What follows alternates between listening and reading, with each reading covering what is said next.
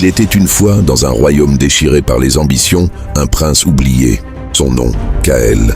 Ni le préféré du roi, ni le plus craint des seigneurs. Il était né dans l'ombre, dans un coin du palais, où les rideaux dorés ne masquaient pas les fissures de la peur. Kaël n'avait ni trône, ni armée. Il n'était que le fils d'une reine tombée en disgrâce, accusé de trahison et banni du cœur du pouvoir. Le roi, son propre père, ne lui offrit jamais que le silence et l'exil. Mais Kaël n'oublia rien.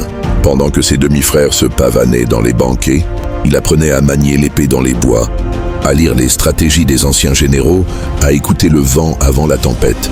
Il n'avait pas de couronne, mais il portait en lui la mémoire des injustices.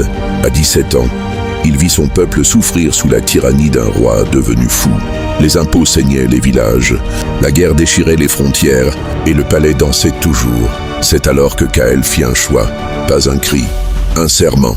Il rassembla les oubliés, les soldats blessés, les paysans ruinés, les érudits exilés. Il ne leur promit pas la richesse, il leur offrit un but. Ensemble, ils devinrent les lames de l'aube, une armée sans blason, mais avec une foi plus tranchante que l'acier. La guerre fut rude, les trahisons nombreuses. Même l'amour lui échappa un moment, car la femme qu'il aimait était promise à son frère.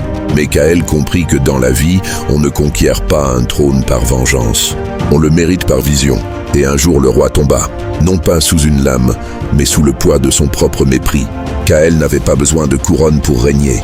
Il était déjà roi dans le cœur du peuple. Il refusa le trône pour mieux bâtir un royaume nouveau. Un royaume où la lumière naît de l'ombre et où la grandeur ne s'hérite pas, elle se gagne